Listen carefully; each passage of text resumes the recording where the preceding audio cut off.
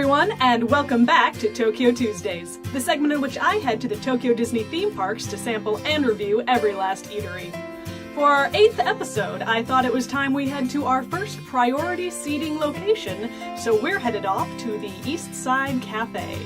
This is going to be a long one, so buckle up. The Eastside Cafe is pretty easy to find, though you can walk right past the front door without noticing if you're not careful.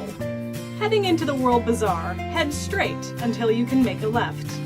Heading down this side street, the Eastside Cafe will be on the left side, across the street from the Magic Shop.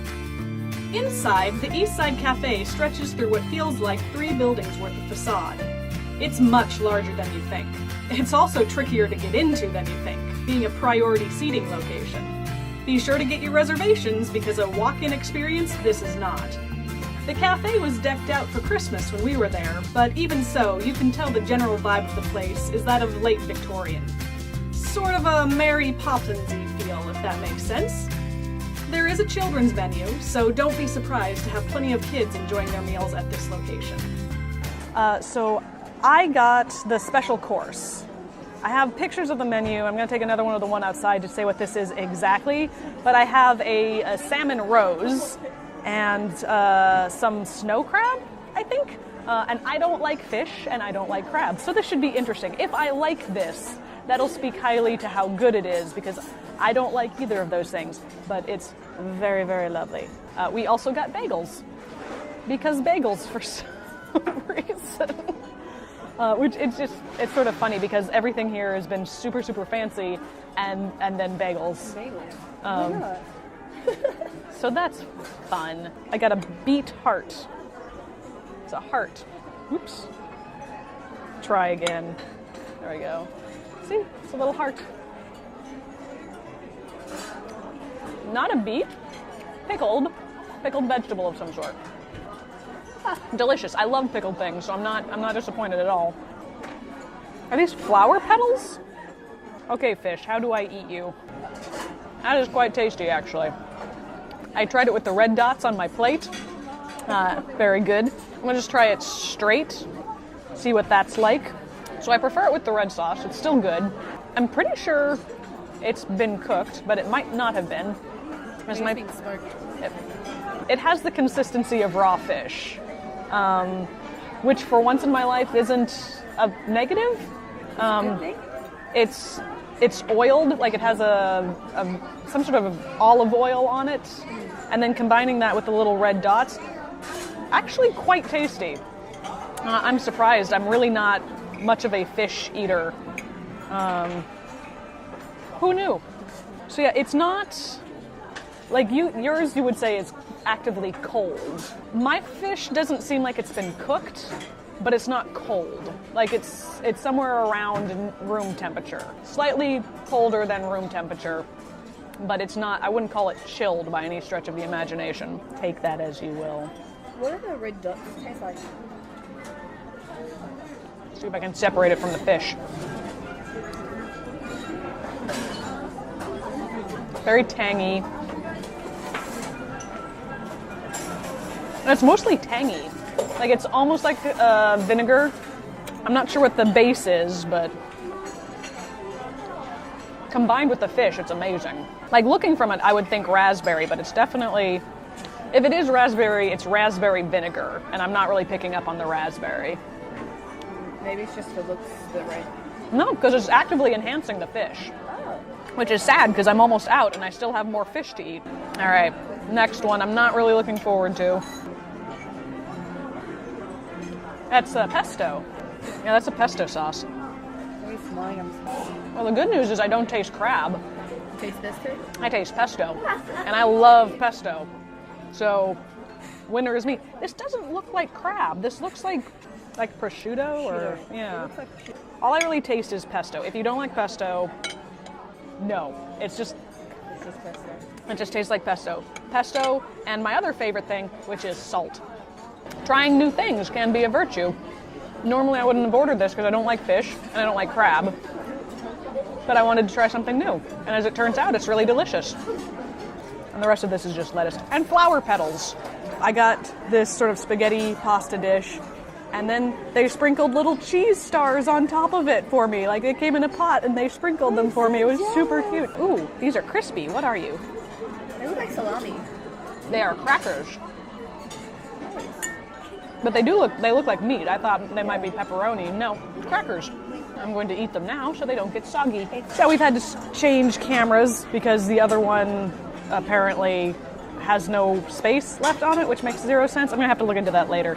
Hopefully my pasta has had time to cool off a little bit because the first bite was molten hot. I don't know, it's not my favorite pasta so far. It's not bad. It's not bad. It's almost got kind of a fishy taste to it.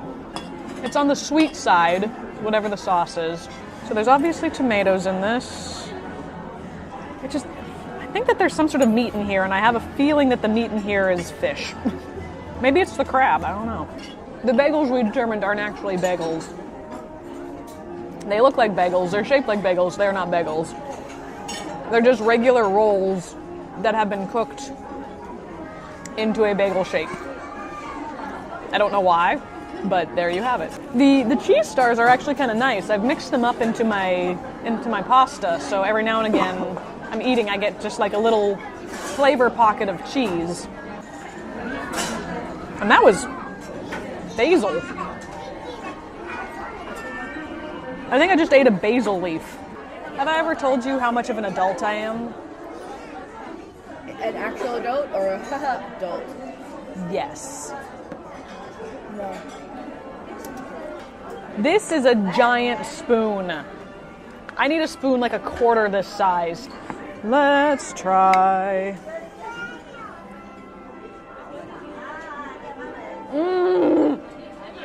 Yes. It's a mousse with a lemon curd base. Yeah, this is amazing. Once again, I'm entirely way too excited about exactly the wrong thing. I love lemon curd. I'm excited about the spoon. No, I hate the spoon. This spoon is ridiculous. I need a spoon, the quarter, like, all I'm using is like this much of the spoon. Like, I don't need any more spoon than this, yet I've gotten all of this. It doesn't fit in my mouth, it's too wide, it's too long. What I'm excited for is the lemon curd. I love lemon curd. Lemon curd should be in more things. Mixes with the white sauce really nicely. The pink sauce, it mixes fine with, but they don't complement each other quite as well. I am restraining myself from licking this plate.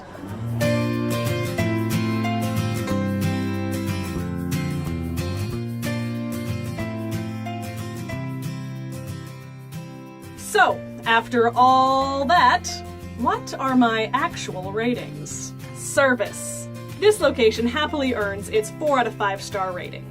The service here was just great. They explained the menu to us in English. They were very attentive. They kept bringing us more and more rolls. The presentation and delivery of the food was really, really spot on. The only reason it's not a 5 out of 5 is that we ran out of water more than once and it was sort of difficult to get more to the table. Besides that though, this was an incredible service experience. 4 out of 5, yeah, great, impeccable. Atmosphere. Sad to say, this pseudo-late Victorian style doesn't really do much for me. Now, I understand why they didn't push this style further than they already did. The Victorian style was completely anti-bare room. And while none of these rooms were bare exactly, none of them were full of the sort of style and flair and feel of an actual Victorian room. Now, I know why they weren't that decorated. I personally witnessed a child hang off of and then try and climb the lace curtains. But it just sort of ended up with this sort of weird mixture between modern and Victorian. And you can get that feeling in a lot of locations. That's not unique to Disney. It is clean, it's bright, and it's very lovely. 3 out of 5. Price point. The prices here are actually really fair. I had a 3-course meal containing 3 of the most amazing foods I've eaten in a long time for what amounts to $28. And April's 3-course meal was even less, coming in at about $20. The presentation was fantastic. The food was incredible, and all I had to pay was 2,800 yen. Yes. 4 out of 5 stars. The food itself. So, the food is a 5 out of 5. Let's break it down, shall we? The first course was smoked salmon trout, and what I later found out was actually prosciutto-wrapped chicken.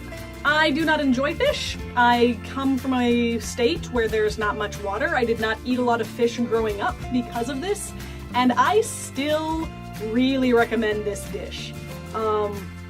It was incredible, and I'm still not convinced that that fish was actually cooked. It was smoked, obviously, but I don't think they cooked it before bringing it to my table.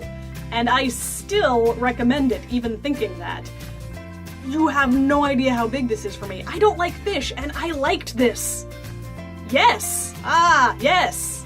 The second course, or the main course, if you will, was bavette with snow crab and tomato cream sauce. This is where the snow crab was hiding. Now, I think that I still really don't like shellfish, because even not realizing that that was where the crab was, this was not my favorite dish. That said, it was still very eatable. It wasn't my favorite dish, but I ate the entire thing. It was expertly plated. It was just not my favorite thing there, but it was still very good. I don't like shellfish, but I think for anyone else, this would have been a home run. The last course was a white chocolate and lemon mousse. I thought I had died and gone to heaven. This was so good. The garnishes for the dishes weren't just for show either. The first and the last course each came with what you might assume were plate decorations, but which actually really enhanced the flavors of the food. And the cheese stars in the pasta dish were a really welcome addition. So yeah, 5 out of 5 stars.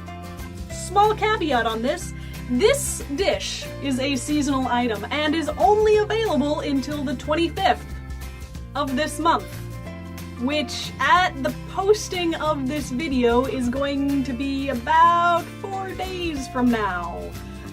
So get it while you can. I don't know if it'll ever be back, but if it is, I definitely recommend it. Overall rating.